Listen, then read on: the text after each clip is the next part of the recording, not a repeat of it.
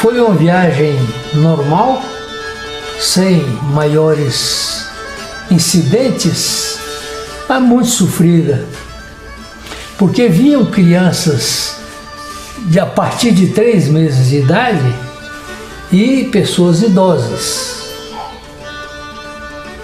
Na realidade eram 25 componentes, Lita, dessa viagem, contando com os empregados, que eram responsabilidade do meu pai. 32 dias de viagem. Dificuldade, né? Dificuldade para atravessar o rio, sem ponte, sem barco, sem... Manuel Alves atravessou. No nado, na canoa, mas sem nenhuma ocorrência mais grave a lamentar. E não morreu ninguém. Lembra como a viagem foi feita? Lembro, porque antes todo dia viajava, né? Foi de caminhão, de carro? De carro nada, foi de cavalo mesmo. Viajava até uma certa hora, porque não podia muito tempo, tinha muita criança, né? O meu primo, Josafá, que vinha no colo da minha tia, por causa do sol, ele não tá nessa foto aqui, tá não. Eu vi no colo da tia Ana, nem ela não está nessa foto. O sol arrancou o couro do nariz dele. Ele muito branco e neném também, tinha uns 8 meses mais ou menos. Aqui eu estou no braço da minha avó, eu tinha 1 ano e meio. A Maria tinha completado 3 anos. Eu tinha feito 1 ano em janeiro, isso foi em junho, e o Zeca tinha 2 meses. O Francisco tinha mais ou menos a idade da Maria e o Josafá tinha uns 8 meses. Para trazer crianças era difícil se não fosse o cavalo. Vir no braço da mãe ou do pai. Assim veio o Zeca, assim veio o Josafá, que arrancou o couro do nariz em função do sol, no braço da mãe. Assim veio a Cacilda. Só o Francisco e a Maria é que tiveram o privilégio de vir sentado dentro do jacá.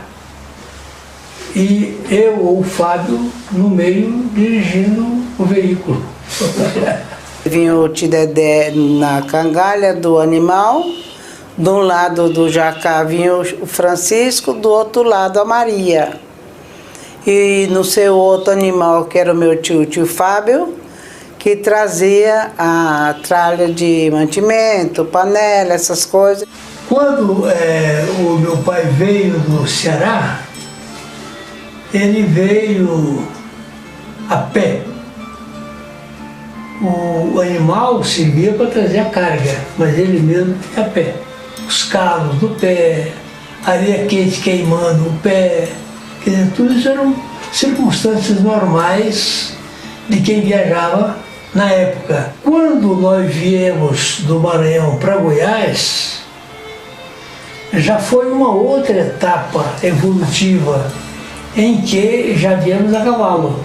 Só quem veio a pé nessa viagem do Maranhão para Goiás foram os empregados. Em 7 ou 6 nasceu José. Em 8 ou 9 o Vitorino. Raimundo Henrique Filho nasceu em 11. Depois veio o João, nascido em 15. Depois veio a Lita, nascida em 18. Depois veio o Francisco Henrique, nascido em 19. Depois veio a Loura, ou Antônia Maria, nascida em 20. Depois veio a Alzira, nascida em 23. Depois veio o Fábio, nascido em 28, e eu, nascido em 29. Havia uma sequência dos nascimentos em que um filho nascia de tempo, vivo, o outro Era morto. nascia morto ou era abortado espontaneamente ao longo da gestação. Eu era um dos que deveria ter sido abortado, porque nasci 1 ano depois do Fábio. E o outro foi o Dodô, também nasceu um ano depois da Lita.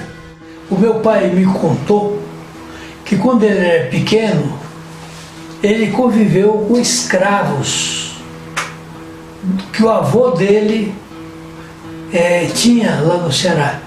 E ele andava escanchado no cangote dos escravos. Tal era a relação de boa amizade, convivência entre ele e esses escravos, 2 ou 4 escravos, mas remanescente de uma época de mais abastança, coisas do passado, que foi diminuindo até que, quando o meu pai teve consciência da vida dele já adolescente, a família estava pobre. E houve lá no Ceará, quando meu pai ainda menor, houve um crime, houve um homicídio de um irmão do meu pai, portanto meu tio. Por causa de uma discussão lá de menino, ele disparou um tiro de espingarda num vizinho, que era até parente, e esse vizinho morreu. E em função desse crime, o meu avô teria sido orientado por um juiz de direito a pegar o menino e subir de lá. Senão começaria uma sucessão de homicídios que nunca mais teria fim.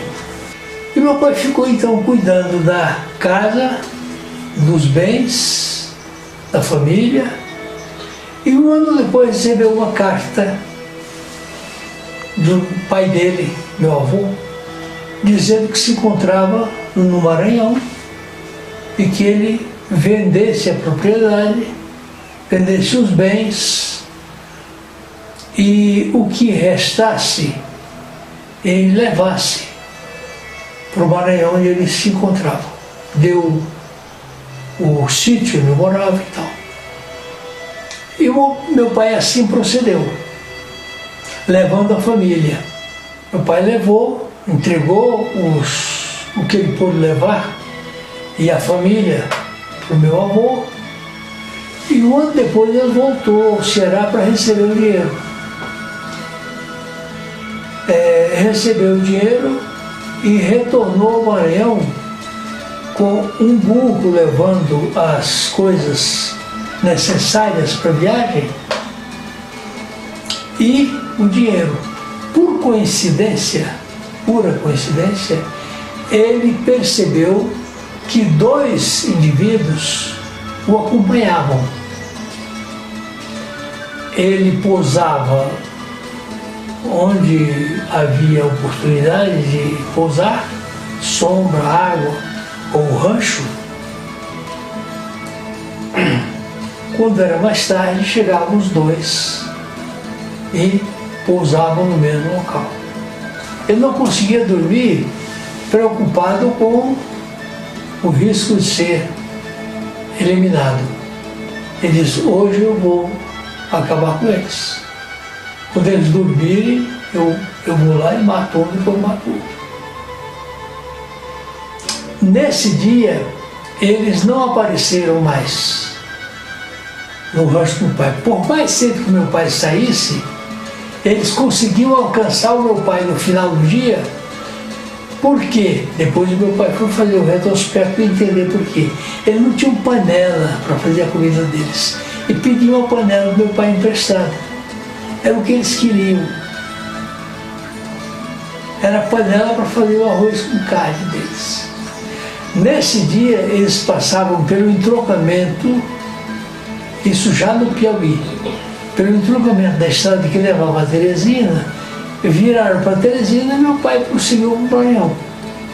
Então meu pai deixou de cometer um crime duplo por um triz.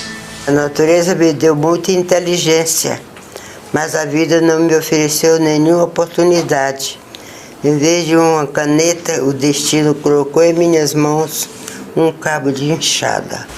Na realidade, ele gostava de escrever poesias e essas poesias foram guardadas e depois da morte dele a minha irmã juntou-se e deu uma sequência a critério dela e publicou esse livro. Onde está Deus? É a pergunta que ele faz aqui do livro. Onde está Deus?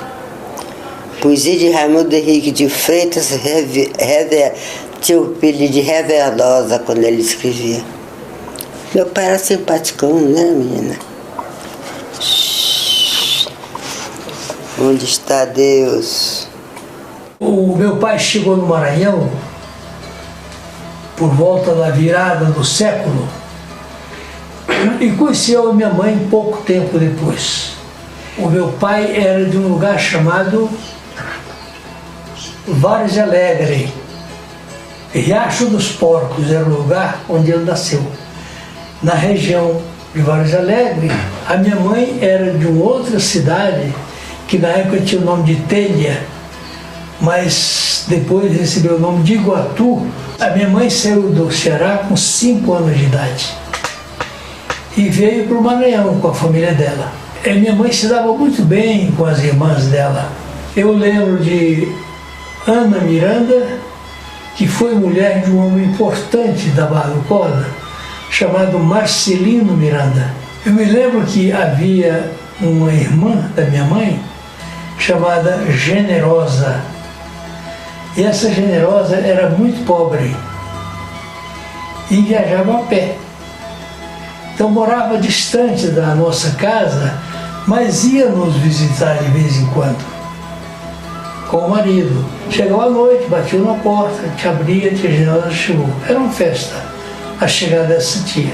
Mas a minha mãe sempre foi uma pessoa que se destacou pela generosidade no coração dela. João Guimarães Rosa disse que se Jesus tivesse que voltar à terra, que viesse armado, porque viver é perigoso. E lá no Maranhão, o pessoal gostava muito de festa e por qualquer coisa puxava o facão e cutilava o contendor. Eu me lembro de minha mãe fazendo curativos do empregado nosso que tinha a cabeça partida com uma faca usada. Eu lembro de uma menina que queimou-se com 5 anos de idade, foi deixada no rancho da roça enquanto o pessoal foi colher o arroz. E a panela ficou no fogo. Ela, com 5 anos de idade, foi ver o que tinha na panela. A panela virou-se sobre ela e queimou. Tórax, abdômen, perna. Chamava-se Eulina. E a minha mãe é que fazia os curativos da Eulina. E quando a Eulina via a minha mãe, dizia assim: você já vem magoar minhas feridas, Quininha. E a minha mãe ia limpar aquelas feridas e botar remédio, os remédios caseiros que na época existiam à disposição.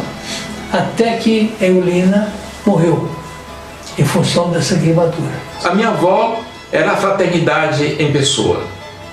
Todas as vezes que a gente tinha um desgosto, uma chateação na vida, brigava com um primo, ela acolhia a gente no colo e afagava a gente com a mão. Não, meu filho, deixa isso passar, isso passa. Nem todo mal é mal, todo mal traz um bem. Isso faz parte da vida. Ela tinha esse tipo de tato para conversar com a gente.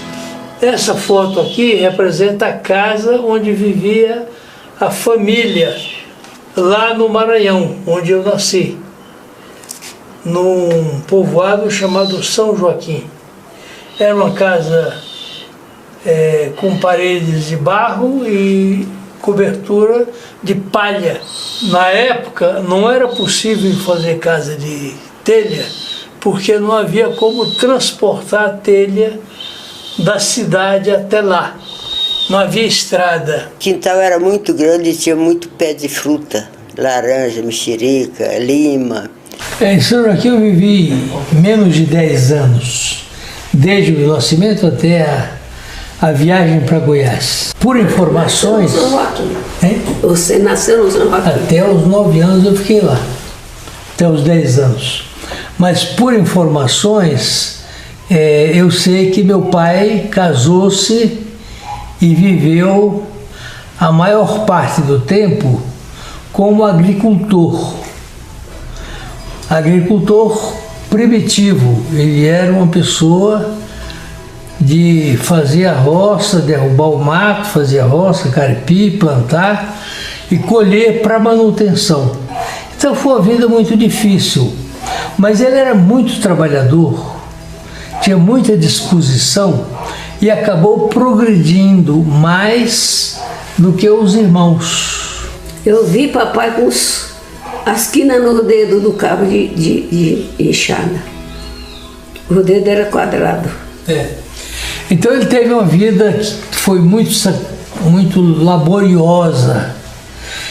Quando ele tinha engenho e moía cana, já era uma fase melhor da vida dele. Ele já contava, eu me lembro, com vários empregados o ano inteiro trabalhando para ele, assalariados. Engraçado, me lembro do nome do bocado do empregado. Dos empregados, né? Por exemplo, quais os nomes que você lembra? Sabino. Quem? Sabino.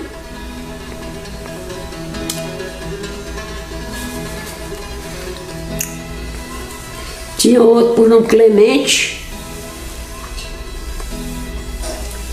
José Caninana.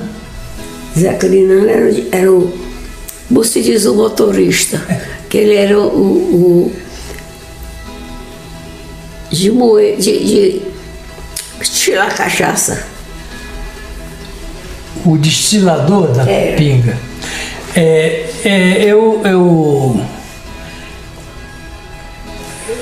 Então, essa fase de ter empregados para ajudá-lo, de ter indústria de aguardente ou rapadura, é uma fase que eu vivi, que eu me lembro dela.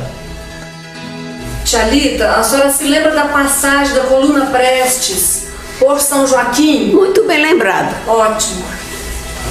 Ficamos escondidos nos cocal lá no mar. Aqueles que veio perto, veio fazendo um arraso. Aí papai mandou a gente se esconder na beira de uma lagoa e ficamos lá escondidos não sei quantos dias. As casas de a chupana que fizeram de palha assim, cobrindo para não estar muito sol, choveu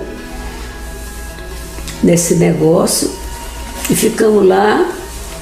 Papai mandou o irmão dele com a gente. E ele ficou lá para receber os revoltosos, como se chamava. Quando passou os dias, avisaram que tinham passado. Aí nós voltamos. Aí ia para casa, tudo bem. Papai escondeu o dinheiro que tinha de papel no chifre de boi, botou numa palmeira lá em cima. Botou uma coisa para subir lá, botou o dinheiro, passou um dia, quando ele foi buscar, os cupins estavam comendo. No mesmo mês em que eu nasci, o meu irmão mais velho, que era uma figura descrita como espiritualmente muito evoluído, ele teve uma doença que evoluiu em uma semana para a morte. Ele estava com saúde plena e 10 dias depois estava sepultado. Hoje, escutando a história dessa evolução, me permite dizer que ele morreu... Amígdala. Não, com apendicite supurada. Não havia assistência médica. A pessoa tinha que orar para que não adoecesse, porque se adoecesse, faria a viagem definitiva. Então eu cresci, eu vivi os primeiros anos de vida nesse ambiente de pranto, de tristeza e de lamentos pela perda desse irmão que era muito querido. Ele teve uma morte muito digna. Homenagem se preste a ele, porque ele teve uma morte muito digna. Ele chegou ao ponto de descrever o momento em que a morte chegava nele. Dizer, agora estão morrendo os meus pés, agora estão morrendo as minhas pernas, agora está morrendo as minhas coxas, agora está morrendo a minha barriga. E o Vitorino, que era o segundo irmão, teria dito, isso o Vitorino me contou, coitado dele. E ele disse para o Vitorino assim, coitado de ti que ficas. Como se dissesse, eu estou acabando de cumprir a minha função aqui, as minhas tarefas. Você que é coitado. Como quem diz, você tem que viver muito e sofrer enquanto viver. Antes de nós virmos para Goiás, um ano antes, em 1938, o meu pai veio a Goiás, procurando uma propriedade para se sitiar nela. E comprou uma fazenda. Me lembro que ele pagou 30 contos de réis. Eu nasci no Maranhão do dia 6 de abril de 1939. Quando a minha mãe estava grávida de mim, o meu avô chegava de Goiás, onde tinha ido procurar uma pequena fazenda para levar a família do Maranhão para Goiás. E meu avô disse o seguinte, enquanto eu preparo a caravana, isso dito pela minha mãe, ele nasce e uns 2 meses depois ele já pode viajar. E foi isso que aconteceu.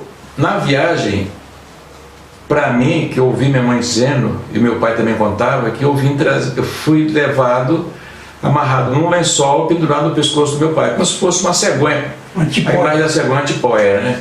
Quando eu chorava com fome, meu pai encostava o cavalo dele no da minha mãe, e eu mamava e voltava novamente. Ou às vezes minha mãe, para descansar um pouco, meu pai, que às vezes ele ia lá na frente, cuidar de animais e tudo, minha mãe segurava um pouco, quando ele voltava dessas missões, então ele me pegava novamente de volta. Você veio como? Com meu avô, hora com meu avô, outra hora com a minha avó, ou meu pai. Havia feito bola de vôlei. Cada hora era com um. Quando cansava um, passava pro outro. Veio a gente, o nosso botar fora, como se diz, né? Sim.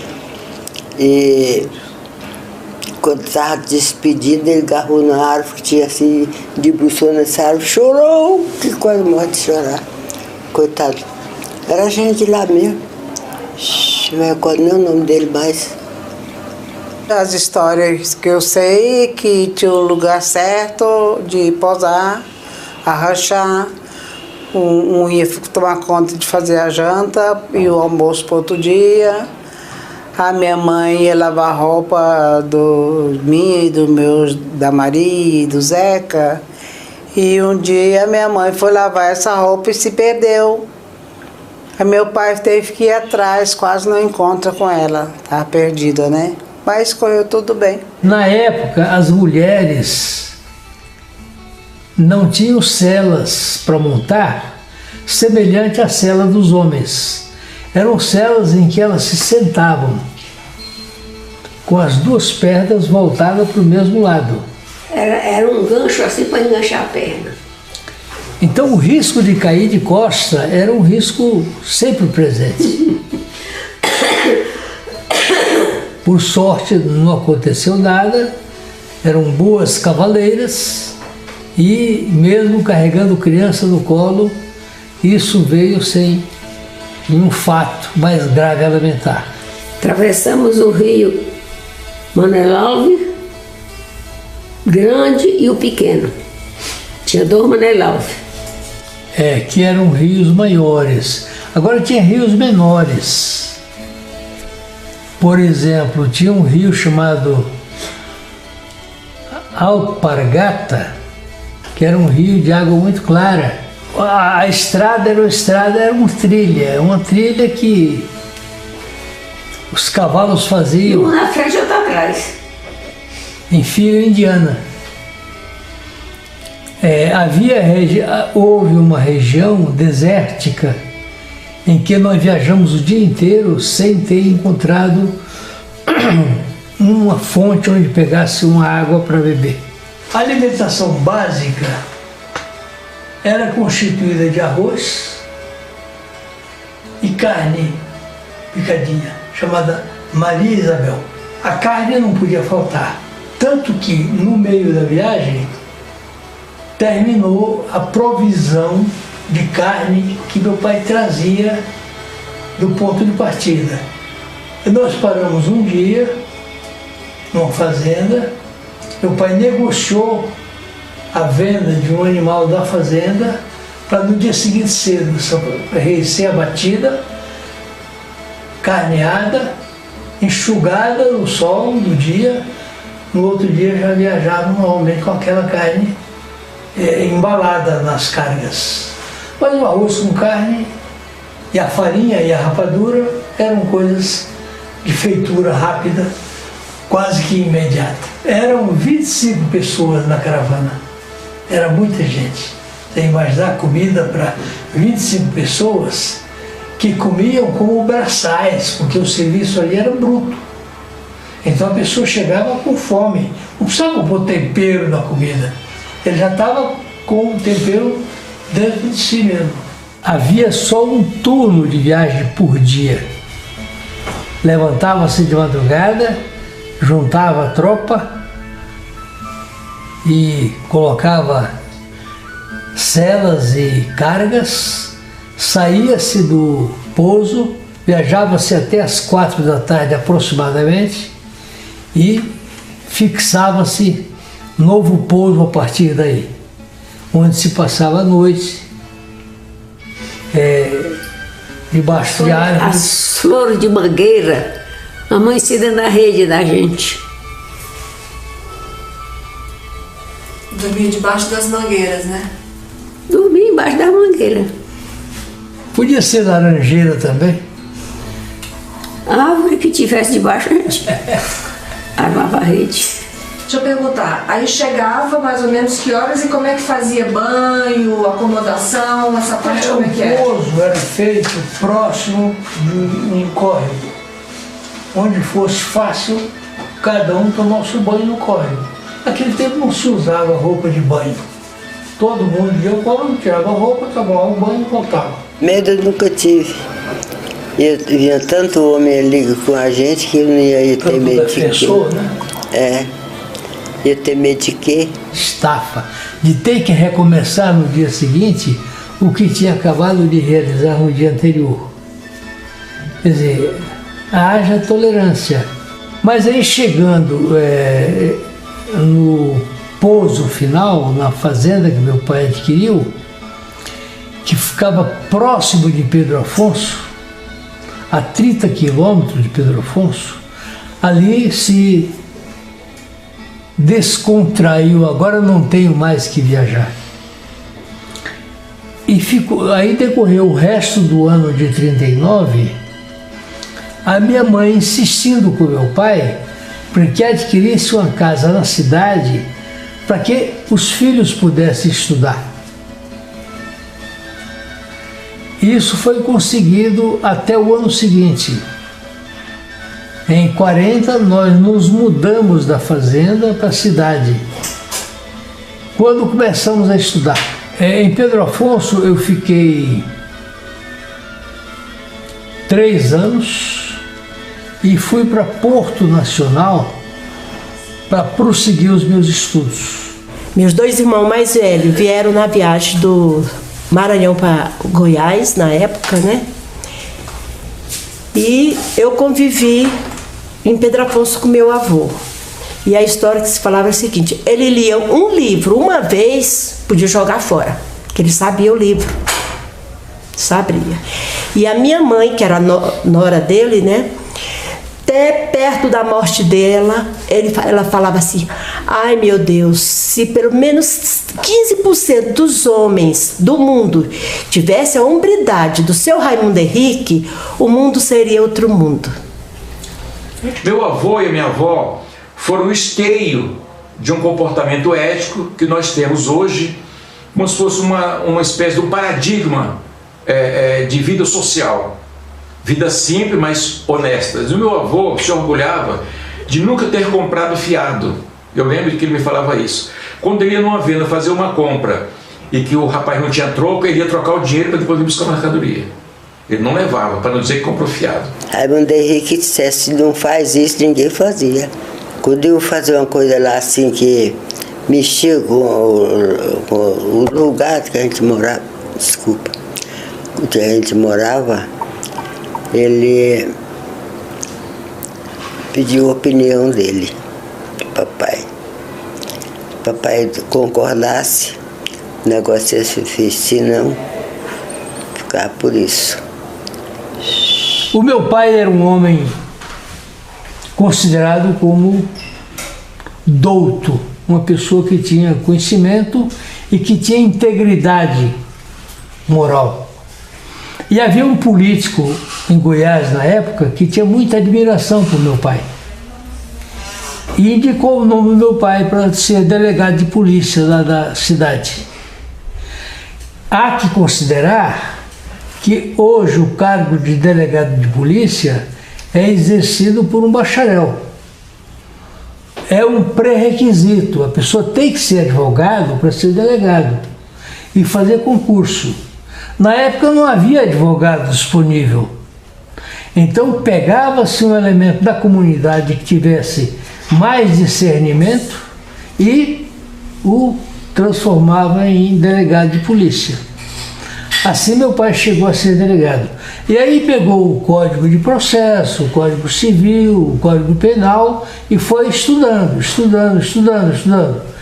a ponto de conhecer profundamente das leis relacionadas com o trabalho de delegado.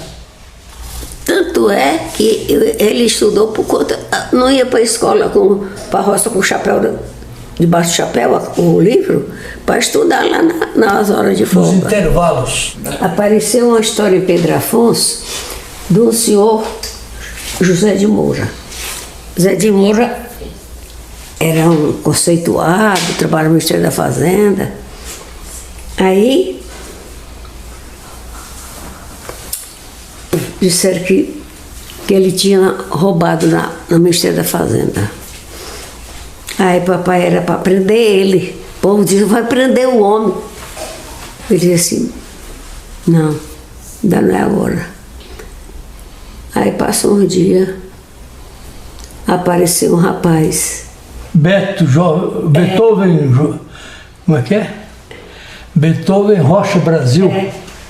Era um ladrão. Era um ladrão. Meu pai, sob o aspecto econômico, ele empobreceu com a vinda para Goiás. Ele era um homem que tinha,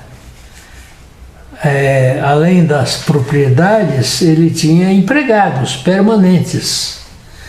Eu me lembro que um empregado dele ganhava 300 mil réis por ano, portanto, 1 mil réis por dia, ou pouco menos de 1 mil réis por dia, que era pago religiosamente ao longo do ano. E quando ele morreu, ele não tinha nada. Com que saudades me lembro dos meus primeiros 10 anos. Sem ter uso da razão, não sabia fazer planos. Não pensava que menino, levado pelo destino, suportava desenganos. Eu me julgava feliz, vegetava, não vivia. Na beira de um riacho, passava parte do dia, brincando na sombra rica da frondosa oiticica, deitado na areia fria. Não pensava no futuro, não tomava uma atitude, obedecendo ao instinto, diverti-me quanto pude. De retorno do campestre, comia fruta silvestre na vazante do açude. Assim passaram-se os dias, enjoava de um brinquedo, dormia fazendo plano. De levantar-me bem cedo, desejava ficar homem, sonhava com lobisomem e acordava com medo. Tinha uma grota de pedra na frente do casarão, era o ponto predileto onde eu fazia serão. Sozinho como quem furta, trepava nos pés de murta para tirar fruto com a mão.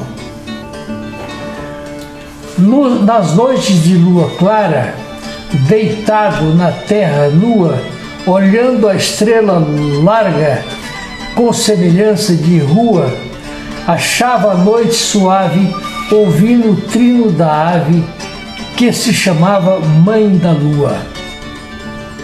Ceará, terra bendita, teus campos são multicores, teus bosques têm mais encantos, tua brisa tem mais rumores. Com razão já se dizia, a terra da poesia em dupla de cantadores.